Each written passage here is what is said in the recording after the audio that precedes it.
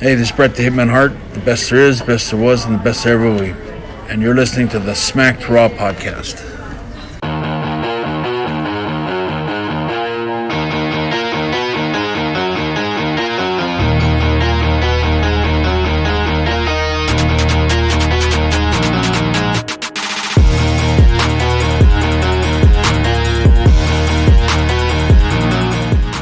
What's going on, everyone? It's the Rewind. Man. Myself and RN, we're back, dude. We're going to talk about another week of wrestling, stuff that's going on in and out of the ring. We're your hosts. My name is Kyle Tyson. And I am the sexiest, the smartest, the best looking, the person whose team is probably doing the best in our entire thing. 2-0 New York Football Giants. Let's go. Mr. 8984, the man. Let's go. What's up, David? How you been? Good. I have no voice. Normally, this is, if anybody knows us and watches the show, it's almost at least once a month occurrence because, I don't know what it is. My voice is just trash, but I am the full-time announcer for our youth football league now. So, and then on top of that, we're not on the field with my team. Like, I coach football, so we're not on the team. So I yell my calls and plays in from the sideline. So my voice has been going since about 4 o'clock Saturday afternoon. So we'll make, if you can't hear me, just bear with us. Like, I suck. I'm sorry. My other things are interfering. It's all good, man. It's all good. You got that raspy Eric Young voice going on. It's all good. Dude, it's if you guys aren't familiar, me and RN, we host this show live on twitch.tv/SmackedRaw. Shout out to Kofi Weedston, not only for being in the live chat, but for having such a badass name. Come on over here on the live streams, man. Give us a follow. We're working our way up to 200 followers.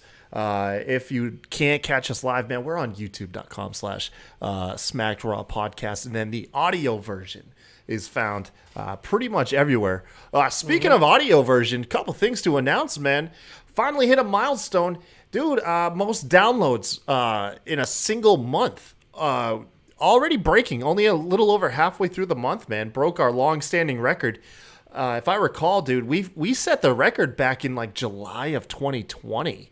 Yeah. The height of the pandemic. Looks like we're finally getting some of you viewers back, dude. It's so thank you guys sincerely for downloading and supporting the show. I'm going to give a lot of credit to where it's due. Ted over at the Heel Truth podcast. Yes, sir. Brought a lot of eyes over to the Smacked Raw brand, which is funny. We can't forget Will and Alison at Botch Spots and Chair Shots. Exactly. And also, happy birthday to Miss Alison. If you guys, yes, if you're on Twitter, dude, head on over to tweet at justagirl918. Say happy birthday, Alison. AKA the boss bitch of the Smacked Raw pod. A boss bitch of Smacked Raw.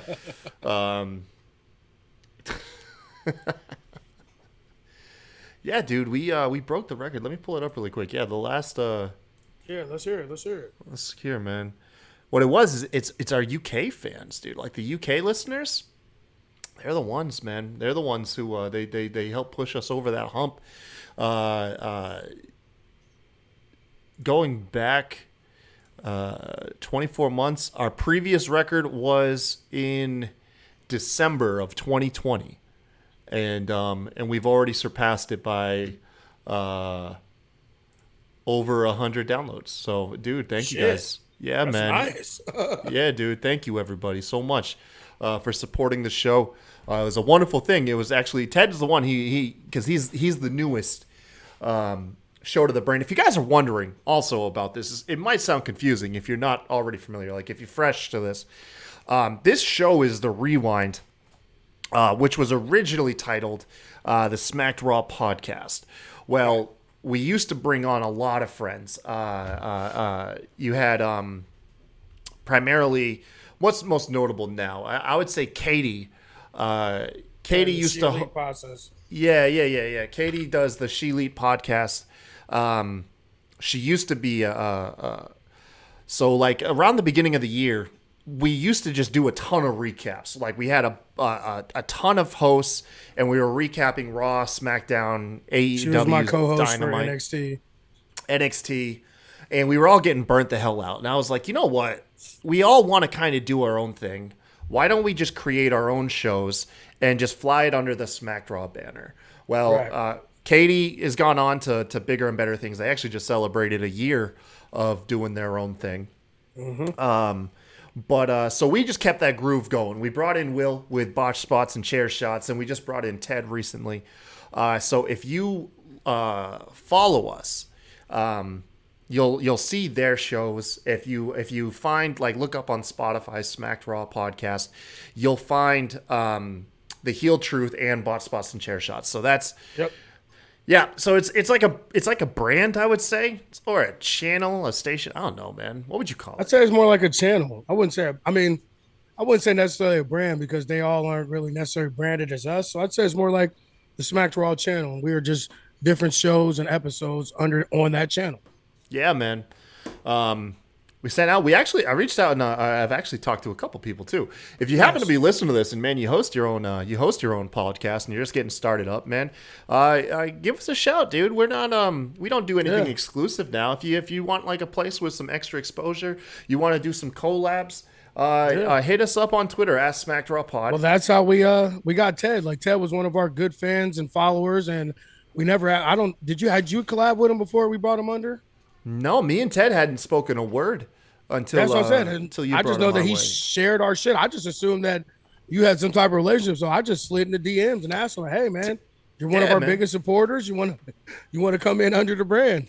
Yeah, man. And no, he's been awesome, dude. Everybody, along with Will and Allison, everybody's been Yeah, fantastic, absolutely. man. I feel like Will and Allison like made us. Not that we weren't a legitimate podcast, like because we take this shit seriously and we do our research. And Kyle's always trying to figure out ways to make our audio and our visuals look better, and always doing different work behind the scenes to make us a real thing. But the I guess what is it? Why am I having a fucking brain for it? The journalism part behind it that Allison and Will brought in, like, gave us a different type of legitimacy that we didn't have. And so like Because like you are like, I get what you're saying. We're trying I'm trying to constantly better this for our viewing audience. exactly. But you and I aren't professional journalists and conducting a ton of interviews. No. We're just a couple of guys that like to hop on Love here wrestling. and talk about wrestling, And I just try to make that as pleasant for the viewers. And Will and Allison, they're doing their own thing. They've got their own website going. They've got the Indie Gazette, a new spotlight on indie wrestling. Yeah, no, they're Also, dope, dude. Allison has been killing it with helping me with logos and promotion with Route 4 Kennels, my side business as well. So like they've been a fucking godsend. Let's just keep it 100. They've it's probably one of the best things we ever did, asking to be a part of us and them actually accepting it. Because I'm not gonna lie to you, like I still wonder, like, what the hell did they need us for? Yeah, man. So yeah, if you guys are interested in finding some people to work with, it's not just another place like so that you can farm some viewers, man. We got some Right. talented people over here under Smacked Raw that we can all collaborate with. Also, too, now that I just kind of started this, not just wrestling. Like, if you guys have any other interests that you want to bring in under the pod, like we also do a Big Brother / we have a Big Brother kind of like Discord group chat for Big Brother, Game of Thrones, House of the Dragon, Oh shit, any that's type on of tonight, reality ain't it? shows. Like, yeah, anything you guys think that you would like to maybe gain some more viewers and some different type of viewers. Like, we're down for everything, not just wrestling content and podcasts. Like, definitely don't be scared to let us know what you're into. Yeah, man, we're building our own clique. That's what we're doing. Literally. Yeah, man. Oh, I meant to tell you too. I'll talk to you offline, but I may have one of me and my girlfriend's good friends. Him and his girlfriend, they do a podcast for like different reality shows and everything. They haven't been doing it for a while. It was kind of sporadic because they didn't really know. They felt like they didn't really know what they were doing. Yeah. But I've listened to some of their shows and they're actually pretty decent. So I told them we'd have a conversation, see if they're really interested in like kind of doing at least once a week or even a couple times a week as Hell far yeah, as man. like the reality TV stuff goes. No, I'm totally down. I'm actually it's since you mentioned oh wait, I'm over here trying to make sure House of the Dragon's recording. Fuck me, dude. It's on HBO Max. Like, what the hell am I? I'm looking for it on the guide. Like, wait. When the hell does this thing come on? That's what I said. I need that 8:30, man, so I can get done. Then 9:30, jump into it. No, I feel you, man. Yeah, Jessie T, she's at work tonight. She ended up having to pull a closing shift. Yeah. She normally opens on Sundays, so that's why I was like, no, we got to go on Sunday because come tomorrow, she's gonna want my free time. And shout out to Jessie T and Alison, a couple of them, like getting my girlfriend, because she's normally like super quiet and doesn't really post much on social media. Like she's posted more in that group chat we have than I've probably seen her. She probably averages about 5 to 6 posts between Facebook and Instagram a year on social media. And like she's been more active in that chat than I've ever seen her on social media. So bringing people together, bro. Bringing people together. Awesome, dude. Let's talk about some wrestling shit, dude. This week's a blank slate, man. Me and RN are gonna riff for 45 minutes to 1 hour. A couple things to note. RN, what'd you say you wanted to cover this week? I wanted to cover the PWI top 10. Okay, so we'll go ahead and dive into that. I'll pull that up on my end. Along with, let's go ahead and take a look at here. So I don't know if this is breaking news or what. There was Logan Paul held a press conference of sorts, I guess. I haven't had a chance to watch it. I'm going to look it up. Right. But I did get that, and I think it was no surprise. It was, he used it, I'm assuming, to call out Roman Reigns for the crown jewel, which is taking place, I think, in November. I think it was like November 1st or 3rd, something. It was like first or second week in November. So my gut reaction to just hearing this fucking sucks, bro. Not meet Harper. She was born to care. Hold on. Oh man, y'all about to. I'm glad we have an opposite views on this, because we've been together so long now. Our fucking views just kind of like meld together, and like even when we disagree, we end up really saying the same shit, essentially, just a different way. Oh man, listen, I'm gonna tell you right out the gate. I don't even care what your argument is, dude. You're wrong. Because hear me out. We'll go into a deeper dive, but my gut reaction is this: Roman just came off of a feud with a legitimate contender that may have actually had a chance to pull a title off of him in Drew McIntyre at Clash of the Castle. Okay, so we're coming from the high of an actual state of like, will he, won't he drop the belt? Now, granted, most of us truly believe that Roman wasn't losing it, but there was that sense of doubt. There is no doubt at all that Logan Paul is not going to even sniff a victory from Roman. And now we know that we have to wait a month and a half for a foregone conclusion. I just don't see the upside, RN. Sell me on this. I'm actually fucking, like I said, we always end up feeling the same type of way. I actually agree with you on the part of them announcing it so fucking far away. But also with that, we know that the Crown Jewel, Saudi, like you know what I'm saying, blood money shows are specifically for big name things and attractions, which Logan Paul is. And I'm okay with them using him in this position. Like you said, I wish they hadn't, because we have a whole ass another pay-per-view before we even get to there. So we clearly know either Roman's not going to show up on it or he's not going to lose the belt because he's going against Logan Paul. So there's that. And then also it's like, just like, I thought with Triple H, some of this shit was aside, but I know it's going to take him a little while to kind of get everybody to toe in line. But like, don't do this. Like, save it for after whoever Roman beats, Logan Paul comes out, or the next day and he calls him out on his podcast like, hey, I got a relationship with the Saudi prince and he said he wants to see me and you go at it. Like any type of like weird fucking thing to get him. I hate when they do this shit so far ahead where it lets us know what's going to happen. Like, we know whoever Roman's going against at the next pay-per-view is not going to lose, or he just won't be on it at all. And then we know we know Logan Paul's not going to beat him. Like, so like, and I love Logan Paul, WWE Logan Paul. Let me make that straight. Not, you know what I'm saying? Like, and I even like their podcast to a certain extent, but I fuck with Logan Paul and WWE because I think he takes it serious. He gives a shit about it. He trains like he wants to be good. This is not just like a money grab for him. You can tell he's serious about it. But also it's like, bro, like, you just let us know the next month of fucking booking with Roman Reigns in the bloodline. You just let us know that doesn't mean anything. Yeah, and that's kind of it. Now, granted, I'm sure they'll craft an entertaining story. I almost feel like the side story is going to be the more entertaining one. That being the bloodline brewing civil war that Sami Zayn is orchestrating. The most recent chapter in this took place on SmackDown. Logan Paul essentially called out Roman. Paul Heyman comes out, warns him off. Logan threatens Heyman so Heyman calls in the new Uso. Jesus, Solo. Calls in Solo. Sammy comes in, says, Heyman, you're not the right guy to handle this. To which Heyman I love his reaction. You can see he just gets frustrated, just tosses the mic, says whatever, gets out. Sammy gets essentially just like punched by Logan Paul, then goes on to have a match against Ricochet, in which case Jey Uso accidentally distracts Sami Zayn during the match. It costs Sami the win.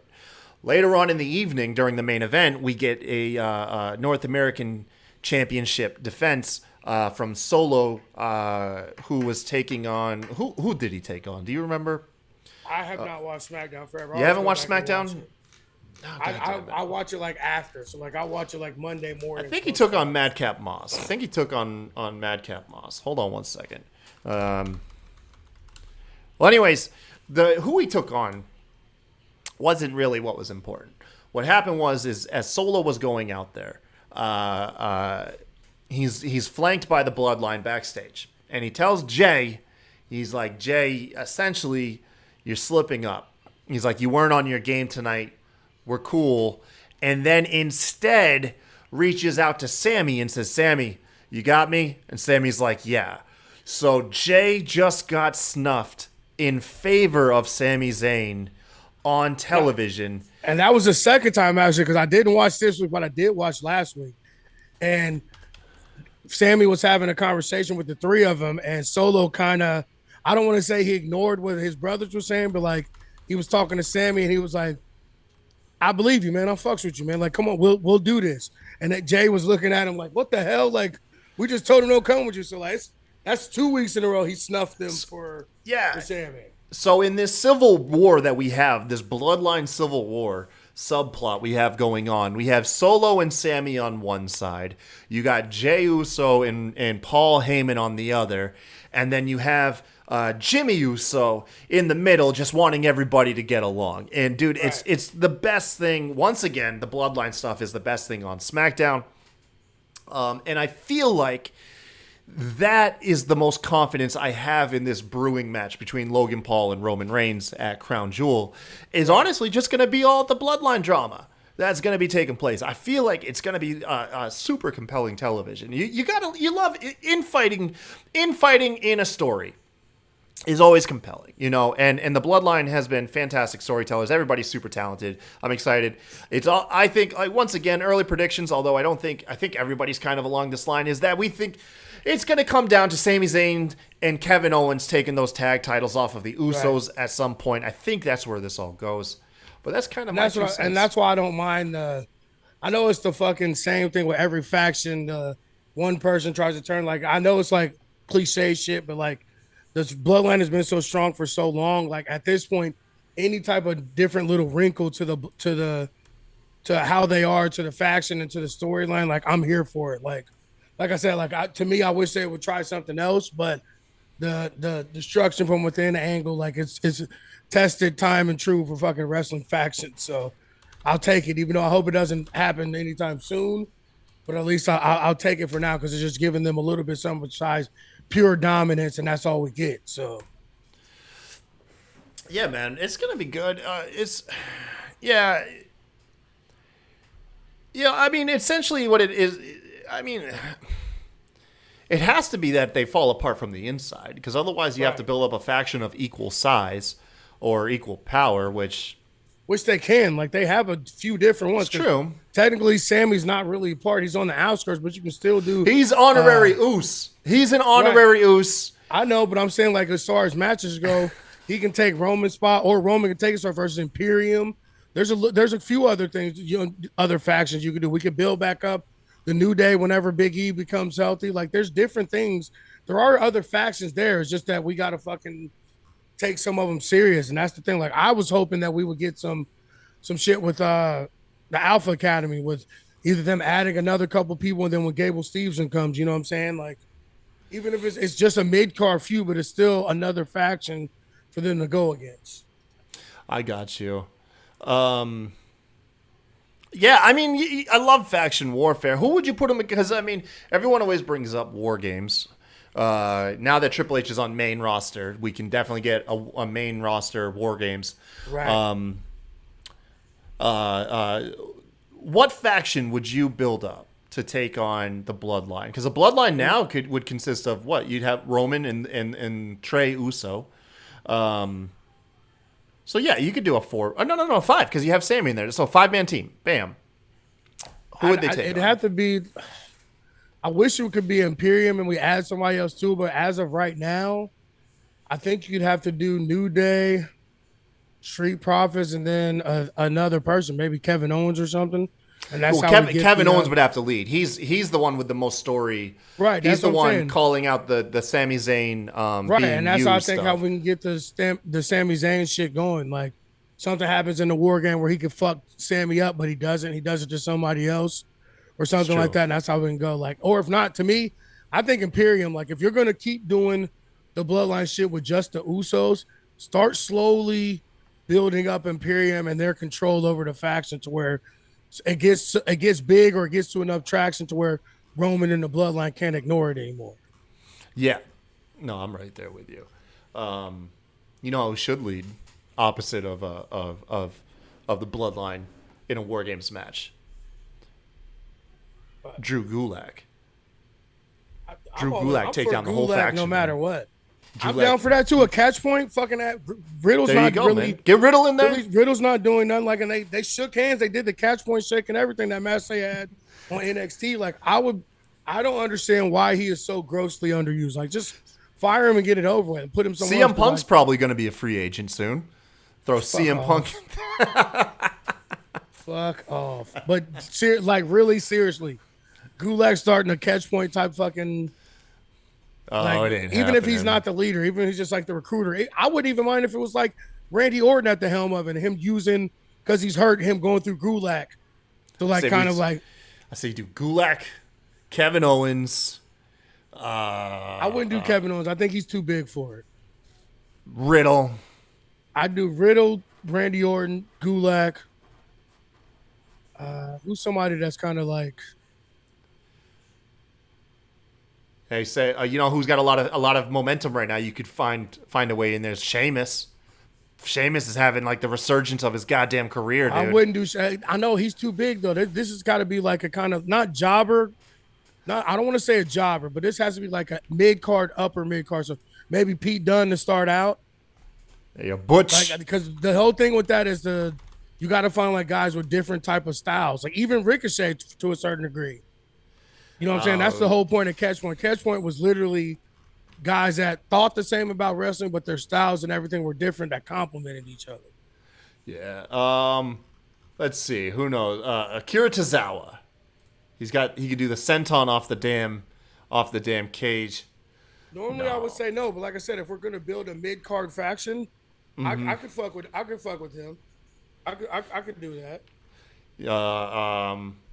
Screw it. He just lost his belt. Bring up Carmelo Hayes. Carmelo Hayes and put him in there. Nah, not in that type of faction. Carmelo Hayes is a fucking star. You know who would be great in Catch Point? Who? Fucking Charlie Dempsey, bro. Have you seen him? Yes. That's Regal's boy. Yes, Regal. Yeah, from La Familia, whatever, De Familia in UK. Yes, that's what. Now you're getting. Yeah, bring in Charlie Dempsey. Yeah, yes, dude. Guys like that. Yes, absolutely. Okay. Bring in Charlie Dempsey. Get him in there. Who's essentially Gulak. He's UK Gulak. Honestly. He's UK Gulak. Yeah. I mean, if we're being 100% honest, like the submission moves, the no wrist, no knee pads and shit, no wristbands, nothing like. Yeah, he's essentially a younger UK Gulak. So. How is Ezekiel still on the roster? I thought he got killed off, man. Yeah, Dempsey. UK Gulag. That's actually a good fucking call. That's actually an amazing fucking No, call. dude, right like there. I've seen him on TV twice, and I was like, yes, that dude. That faction was fire That dude in is UK. got Like, it, man. that faction was pretty fucking dope. Let's see who else we got here. Oh, Dave Mastiff, he's out. yeah, I Dave take Dave. Mastiff. Like I said, that's the whole point of Catch Point. It's got to be different type of styles. You got to have a big man or a heater in there. I take Dave Mastiff. Oh, you don't want to take Ultimate Mid Carter Braun Strowman? No. No. and not because of that. Like, honestly, like I think he is ultimate, but I mean, like this. I think the whole point of Catch Point is like the sum of their parts is greater than one individual person. I feel like as much as I hate Braun, I think he's too big of a star, and like, you know what I'm saying? Like, the whole point of Catch Point was to emphasize all the members as a group and get them all elevated. Like, you can't, like, as shitty as Braun is, he's probably one of the top names in the business, especially in WWE. Like, his name recognition and power is a little bit different. You know what I'm saying? Like, this has nothing to do with my Braun hate, saying that I don't want it, why I don't think he's in it. I think he's just too big of a star. I got you. What about a re-debuting Dominic Dijakovic? Yeah, He'd have to come in as Dijak. You can't have him come in as T-Bar. As T-Bar, no. T-Bar is taking the pin All right, so where are we at? immediately. Where are we at? We had Dijak. I'm down with that. Gulag, UK Gulak. Don't forget UK Gulak. Dempsey, Dijak. Oh, are we gonna do Riddle? Make Riddle the co-leader with Gulag? Oh yeah. Yeah. Get Riddle in Riddle, and we need one more. there. We need one more. Yeah, too bad Sami Zayn couldn't swap teams. You think the Shines we need war a on heater. I think we need a heater or a big guy, or at least a perceived big guy. a perceived big guy? What about who could probably break out? You think Odyssey Jones could break out? Absolutely. You think so? I think he, like, especially if they go straight heel out the gate. I think he's somebody that could do something. Let's say like for a big guy, I got Odyssey Jones or Shanky. Let's get Shanky in there. No, You know what? That's no, not a he's bad- too. He's a goofball though. I know. That's what he's Catch a Point current- did. Catch Point got like Fred Yehi and a bunch of the original guys from Catch Point. That's what it was. It was guys that were kind of like super low mid class or like comedy guys, like shit that needed to change their image. Like Shanky is not. Fuck it, throw Shanky in there. I don't know though, because I think Odyssey Jones has a bigger star to break out away from the group. So I think I'm gonna go with Odyssey. Let's go Odyssey. Yeah, let's go Odyssey because you don't have a majority perception on him yet. You know what I mean? Right. You don't. Like that's what I'm Shanky, saying. You don't know. Shanky's already kind of like in got this some bubble stink that's on going to him. be hard. Yeah, he's Right. got that gender stank. I like that. Gulak, Riddle, Dempsey, Dijak, and Odyssey. Yeah, I fuck with that. Let's do it, man. Let's do it. We'll do them taking on the Bloodline, and War Games. Let's make it happen, WWE. Let's make it happen. All right, that's good. Let's talk about. I love that we just got that off of. Do we think Logan Paul and Roman's going to be any good? You said you want to cover the top 10 in the 2022 PWI Top 500 Wrestlers. Yes. Looking at it, hey, look, man, gut reaction to it because I'm just seeing it for the first time. Where the hell is John Moxley? Where the hell is Dax? Seth Rollins. Where's Seth? You got Cody That's up what- there. That's why I wanted to talk about it, because and what people need to understand too is their grading period is June. I think it was July 2021 to June 30, 2022. right. Okay. Okay. Yeah, I have it right here. So here we go. All right, so here we go. Evaluation period and activity. July 1st, 2021 to June 30th, 2022. Activity requirements: minimum of 10 matches in total or 6 matches in separate months. Yes. Ranking criteria: in-ring achievement, win-loss record, championships, tournaments won, influence, visibility and prestige within a promotion and or industry, technical ability, quality of moves, matches in ring psychology, and then competition. Success against the most varied and highest quality of opponents available. All right, so we'll run down the top 10. Starting at number 10, Jonathan Gresham. Let's go.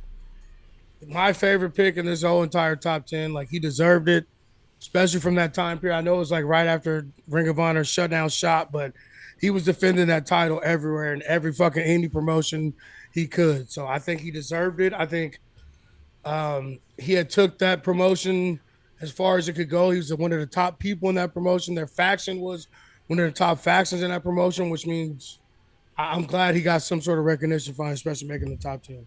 Okay. Big E at number 9. I don't want to argue this one, but like you said, like I feel like Seth or Mox could have been in this position as well, but he finally made that transition to being champion, and who knows? He did cash in Money in the Bank. That's what I'm saying. Cash in. Who knows? If he wasn't injured, he might still be champion. It's a very good point.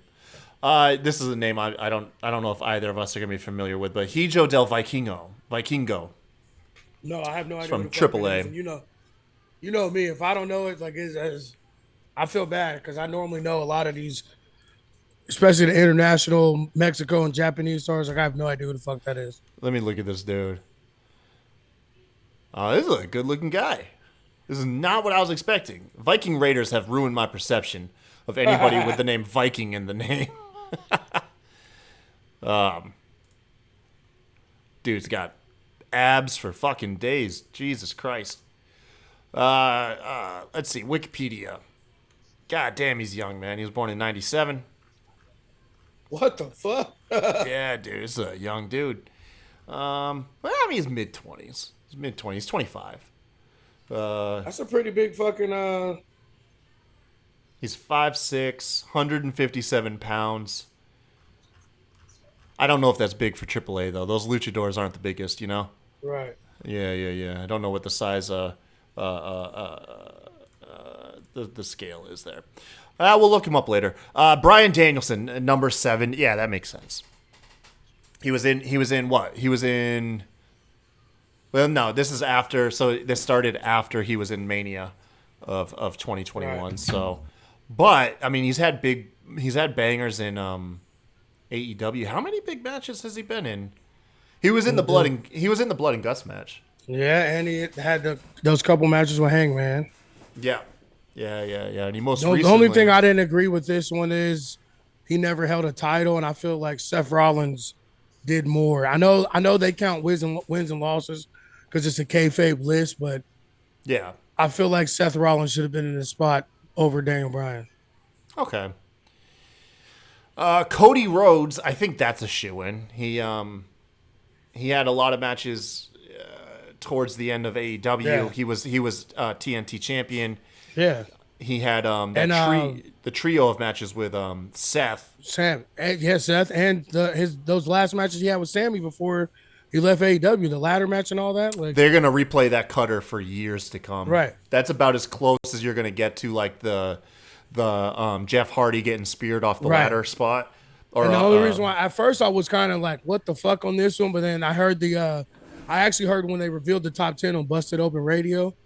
And how they kind of explained it, and how they said that influence is one of the criterias. And let's be honest, no one had more influence than there's Cody not Rhodes, a more right? influential wrestler right now than Cody Rhodes. Right, and they said the cherry on the top was the fucking WrestleMania with the torn pec and everything. So like, I once they explained why, and like it wasn't just like some AEW shield shit. Like they said, a lot of it wasn't even the only thing they really thought that mattered from AEW on his way out was the Sammy Guevara shit. Like a lot of it was what he did in WWE before he left. So I'm like, you know what? That's fucking dope that they held so much weight for that. So like, I respect the Cody Rhodes pick, and I agree with it. Looking at that Hell in the Cell match with Seth Rollins through rose-tinted glasses, is it the greatest Hell in the Cell match of all time? No. Now, what would you put above it? I'd put the first one with Undertaker and Shawn Michaels, and I'd put that Hell in a Cell with the Usos and New Day. You'd put that one over Cody and Seth? Yeah. The only one that I would put over Cody and Seth, me personally, is the end of the era match. Undertaker and Triple H with Shawn as special guest referee at WrestleMania. That's the greatest one. I thought it was good, but I feel like it had so much weight, and we knew he wasn't going to lose. So like, that's why. I don't care who you are. Undertaker took a super kick into a pedigree. No one thought he was kicking out. That was before Undertaker just kicks out of everything. I'm saying is, as a Triple H fan and stan, there was no way in hell I thought that he was ever going to beat the Undertaker, regardless of what happened. That may have just been me, but I never thought. Like, I feel like that 5 seconds we thought he was. I'm sorry, man. I feel like the first one is the best one because it was something we had never seen before. Yeah, and no one thought that Shawn Michaels was walking out of that. True. Apparently, doesn't Undertaker have like a terrible record at Hell in the Cell, or am I thinking of someone else? I think he may have only won those two versus the one versus the Triple H and like another one. Kane made him lose the first fucking 5 of them. Yeah, he did beat Shane at Hell in the Cell. What is Undertaker's Hell in the Cell record? Because I'm trying to think of because somebody has I know somebody has their own type of match and they have a horrible record of it. Like, it also, I think it could be the Buried Alive match too.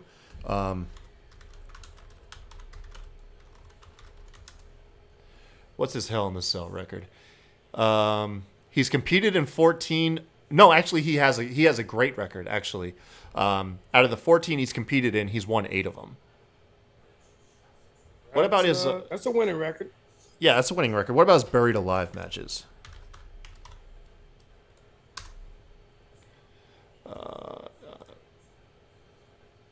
He's had 5 matches, as well as 3 dark matches.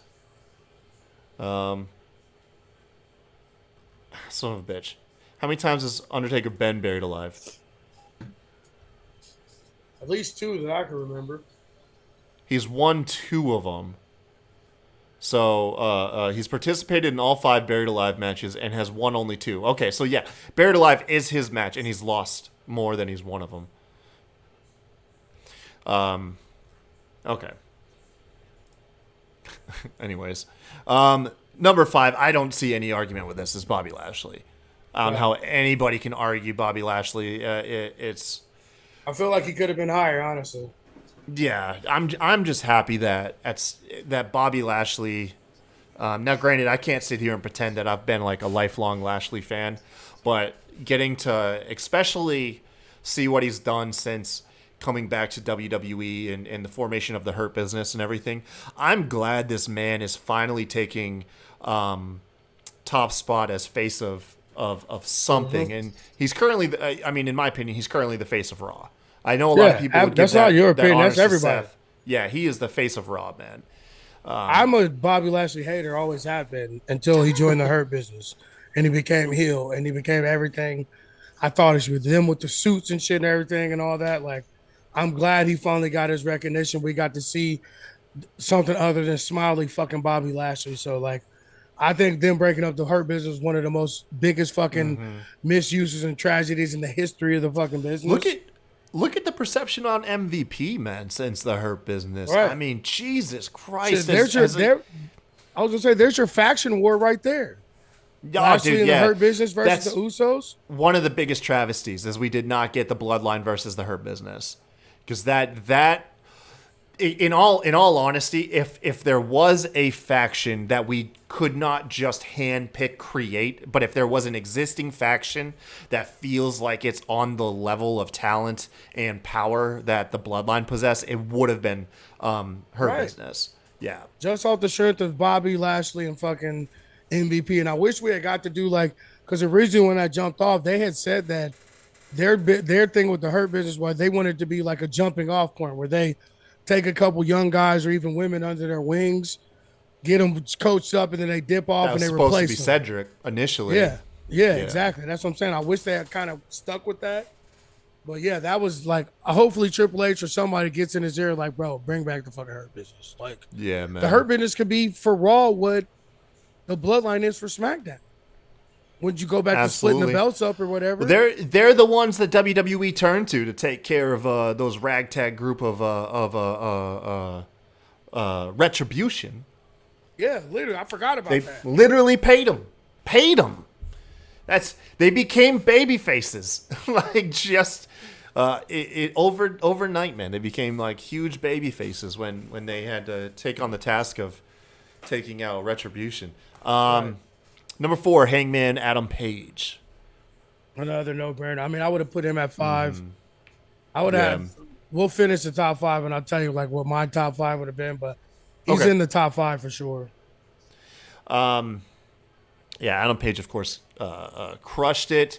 Granted, his championship reign Lackluster. lackluster. I'm not gonna lie though. I watched spots recently. I was browsing Twitter, and someone had brought up the spot during that Texas death match that he had with Lance Archer, and it showed the spot where the ring ropes were broken, were already taken down, and he did the buckshot off of the back of the referee to Right. Lance through some tables. God damn, I watched that spot, and I remember like.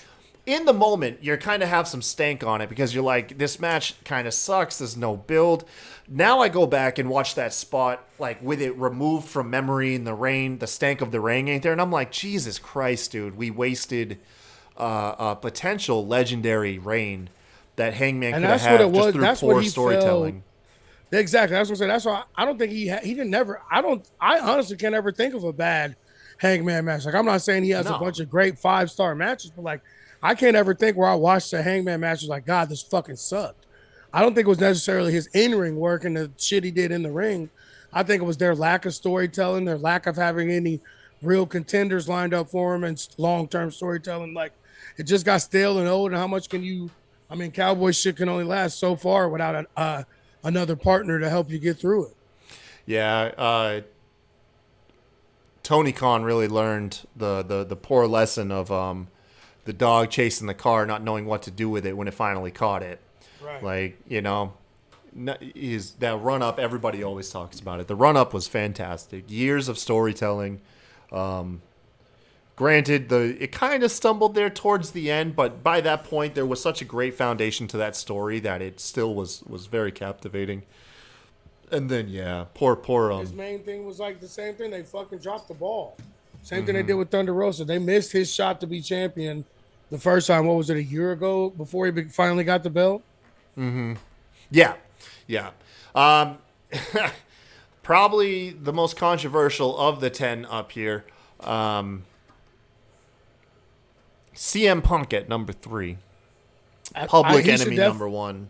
He should be in the top 10, but I think he's way too high because I don't think he had enough matches to warrant it. But I do believe that his impact and like Influence. that debut, Once again, influence. Yeah.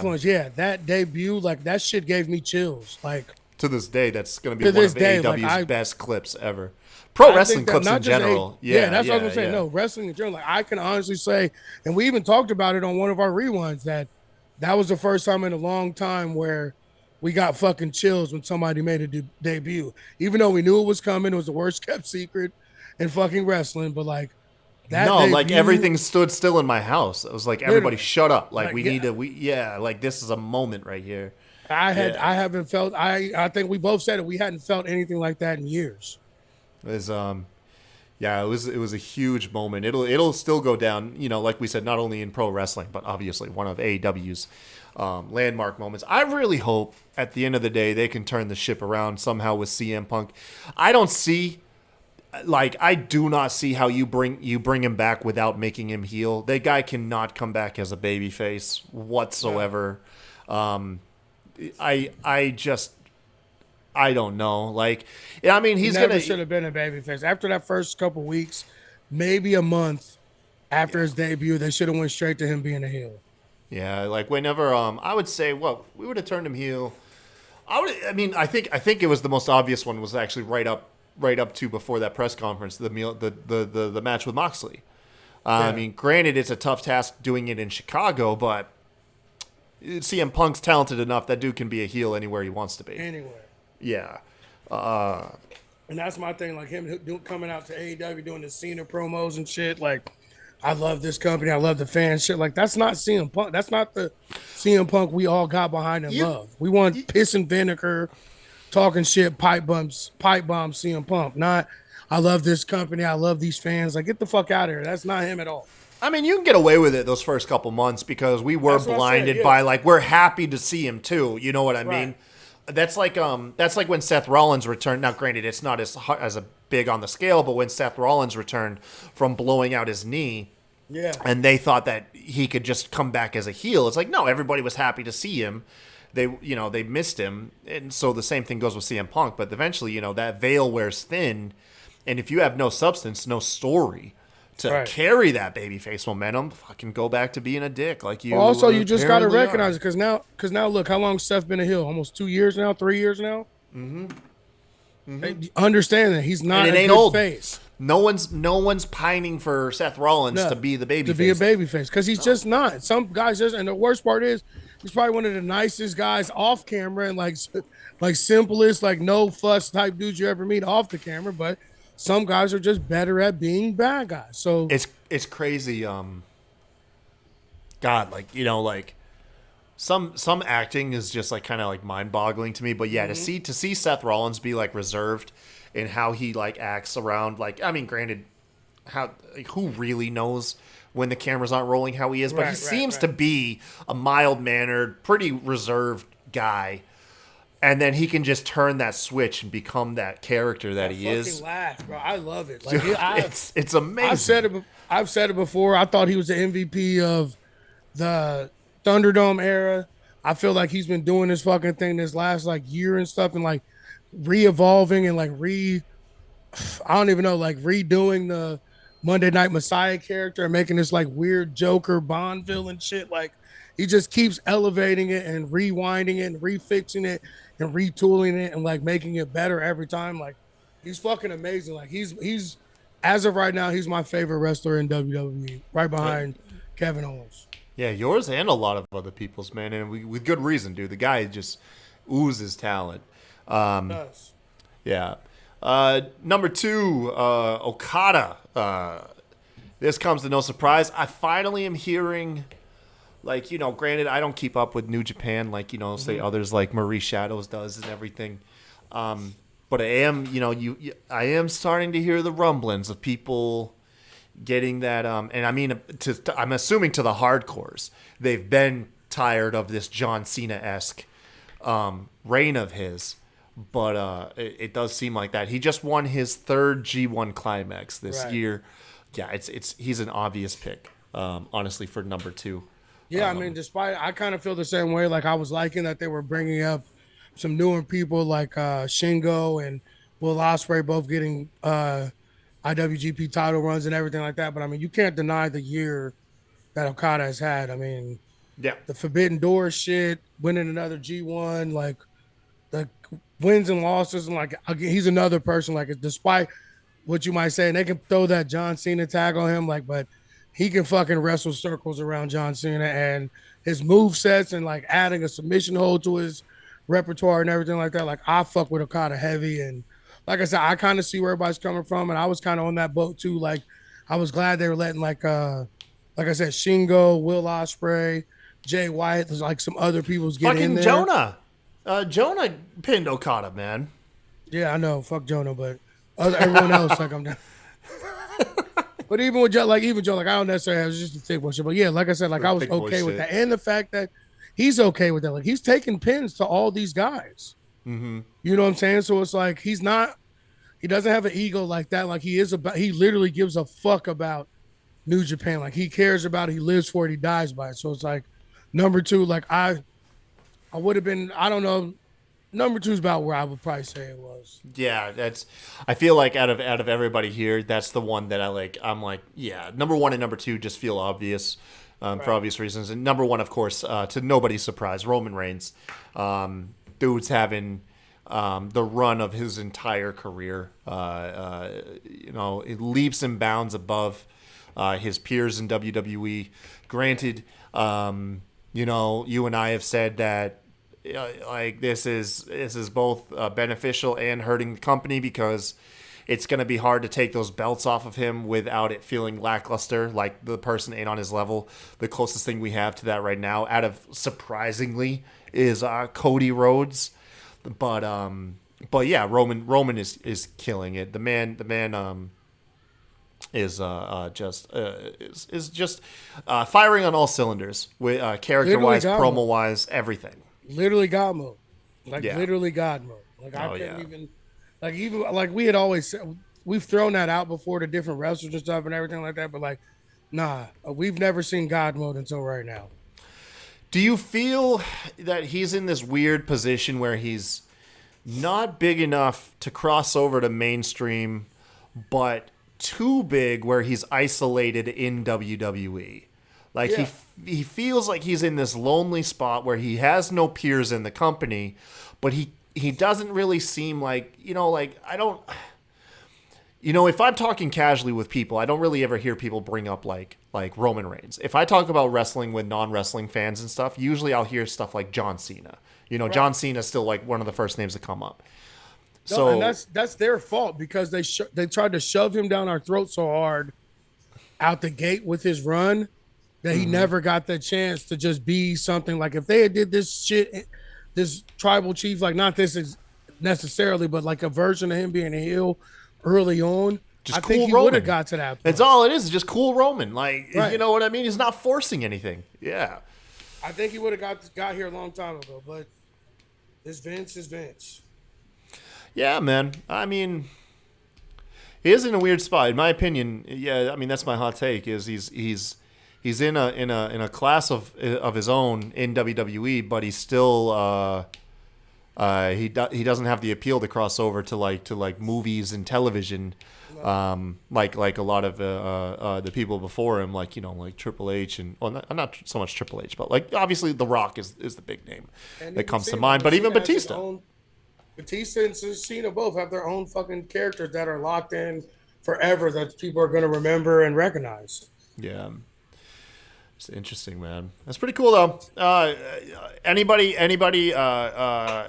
you feel is a travesty? I mean, that's not included. I mean, personally speaking, okay, so I can see how Dax is not included because Dax really is only about half the year. Like Dax from January to June, I think it was on par for Wrestler of the Year of 2022 until these last several months where it's not quite as big. But I gotta say, dude, Moxley he has been like the guy to help carry AEW on so many occasions. And do it successfully. Like, it does feel weird that Mox is not on here. Personally speaking, I mean, I can't speak, on Vikingo's accomplishments to say Mox would take his spot. But like, I ain't gonna lie, man. My gut, I'd probably replace at least Gresham with him. I'd probably move Gresham. No, absolutely down. not. Absolutely not Gresham because Gresham was actual champ. But again, we gotta remember this is kayfabe, so they wanted to kind of have like a mix of everybody. And you gotta think, how many AEW guys are on this top 10?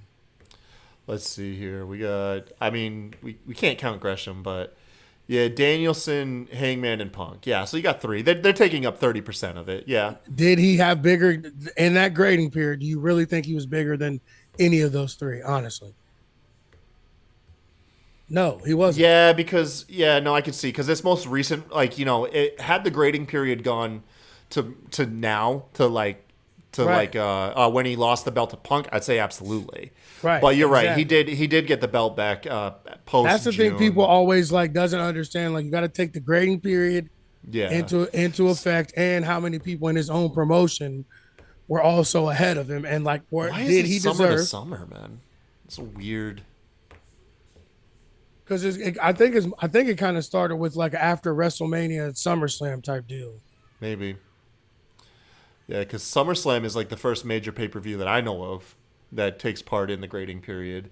Because that's usually that would have been August of 2021. That's what I think. It's like SummerSlam to SummerSlam almost. Pretty much, yeah. Okay. And you got to think too. It takes every promotion's main cards, like main shows, are in the grading period. WrestleMania, All In is it All In, or which one is AEW's main one? All Out. All In was the that weird one that wasn't officially AEW, but is Right. what So yeah, sparked it. All Out, Wrestle Kingdom, Mania, Death Before Dishonor. What else is it? Oh, Bound for Glory for TNA. Like Yeah. all of the main promotions, their big show, their number one shows are all within that grading period. Let's see what Twitter is saying about the PWI 500. Let's see. John Moxley greater than Roman Reigns. Okay. There's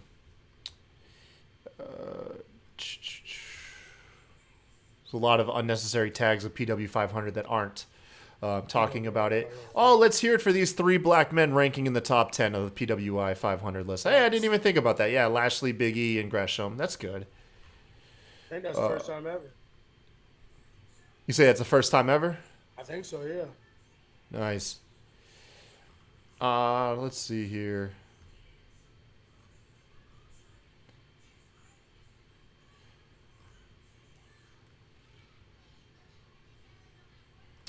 I'm not getting anything like... all I did was just type in the search bar. I ain't getting really anything worth covering. It said, one guy says, any list without Moxley, Ospreay, or Jay White in the top 10 is not a real list. Grading period. Grading period.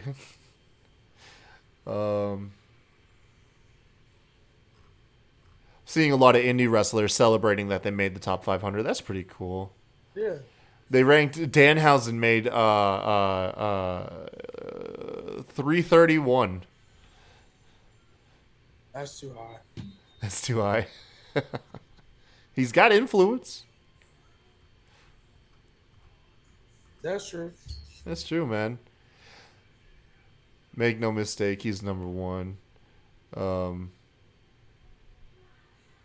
don't know. Okay, I was hoping I'd find something juicy, but it's a lot of people are just plugging their own stuff, just tagging. Seen some like complaints about it, but like I said, a lot of it was people didn't understand the The grading period, criteria. I would see. Yeah, the one thing I saw was Moxley. Like that seemed to be the most reoccurring one. Moxley and Seth are like the most ones I've seen where people had a complaint about. Yeah. Not the list, not the entire list, just the top 10. Got you. Man. Okay. All right, dude. How much weight do you put behind this? I mean, it's cool. You know what? I mean, at the end of the day, though, like I said, it's kind of like, you know, it's my dumbass being like so detached from public, but you know what I mean? Like we always see the people, how much weight they put in to like, you know, something that's obviously just like the show. It's opinion based, you know? So what? So what? Somebody else. I put a lot into it because it's like one of the only, like when I was a kid, it was like one of the only magazines my mom would ever buy for me. Dude, I didn't even know it existed till like 2 years ago. I'm not even gonna lie. it's- Twitter is what made me realize it existed. I have a box of them. Like I don't have a bunch of them like in order, but like I have a box of them like from the time I was probably like 11, 12 years old until I was maybe like 17, 18. Like it's a thing for me. Like, and like you said, it's a thing for like the indie wrestlers too, being that especially like 500 wrestlers and it's the world. It's not just the US, it's the world. So being a top 500 wrestler in the world, like that's a big deal, regardless of kayfabe or whatever. Just making a list, a nationally publicated list in a publication that's been going on for 30, 40 years, and you making that list, like I hold it a lot of weight. Not like I don't think it's like the end all be all, but like I definitely think that's a cool thing, and I think wrestlers do take it serious. Yeah. Before we go today, I want to shout out to Desiree Trogdon, our latest patron. You guys yourselves can become a patron by going to patreon.com/SmackDrawPodcast. I'm actually tomorrow, finally, like I really am this time, updating our Patreon as of tomorrow. Today, if you're listening to this on YouTube, you can head on over. You will see it'll have changed somehow. Like, I don't know if it'll be fully up to date by the end of Monday, but I'm going into it. I'm working on it. Some latest additions. We actually just had our first patron exclusive podcast.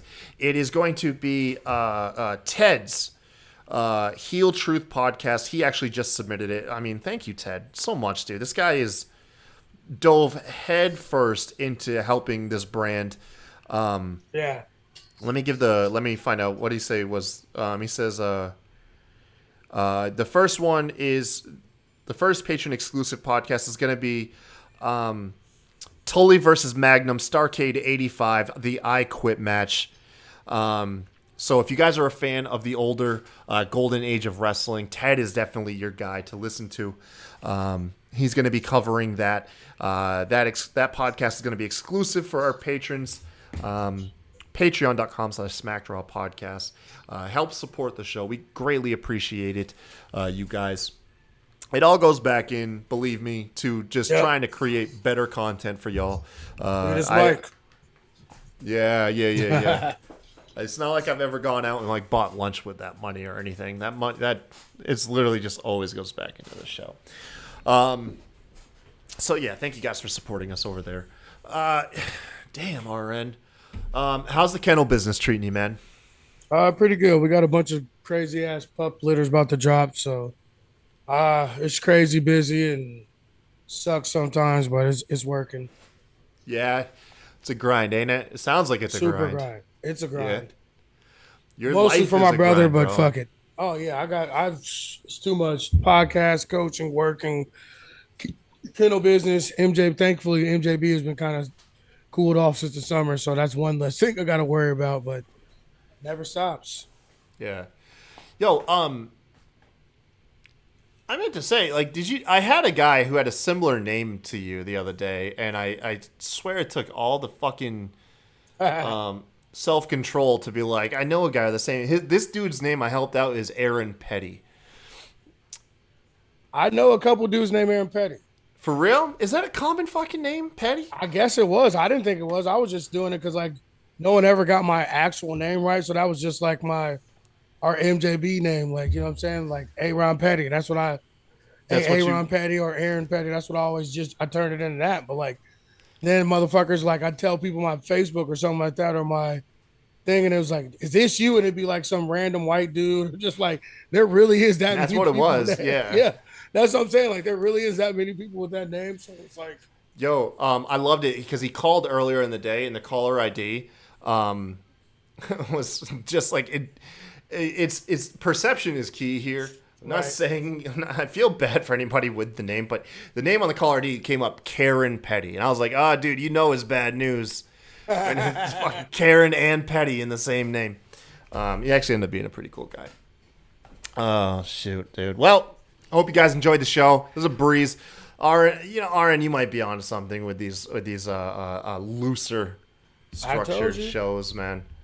But and we never run out of shit to talk about. That's the thing. Like, even when we plan it, like, sometimes we'll breeze through shit and then we're like, oh fuck, what now? And then we got to fill some space with some shit. But when we just kind of fucking like have like one or two topics we want to talk about, like, there's no blank space. Like, it always keeps going. Like, we have good back and forth. Like, I don't know. I think that's just kind of where our pocket is with me and you. Like, we're at that point where we're comfortable enough with each other, like, where there's no like weird pauses or silence. Yeah, man. It's fun, dude. It's fun doing the show. And like I said, it sounds like the viewers are liking it too, because once again, we hit that milestone this month, and super grateful about that, you guys. Tune in. We got more live content coming up this week. I believe on Thursday, of course, the Bot Spots and Chair Shots episode will be up. And then I want to say Tuesday or Wednesday on the exclusive to our audio platforms. It won't be live, but we'll have the next episode of the Heel Truth podcast. And then I'm gonna be on Twitch gaming. I have a couple games I'm playing. I'm gonna get back into Fall Guys. That shit, it hooked me back again. That game's so fun.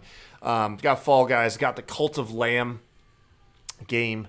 And I don't know. So you guys can come hang out with me. I'll be live frequently this week playing some games. But shit, man. Until next time, you guys. Y'all have a good one. See y'all next week. Hey, this is Brett the Hitman Hart, the best there is, best there was, and the best there ever will be. And you're to the Smacked Raw podcast.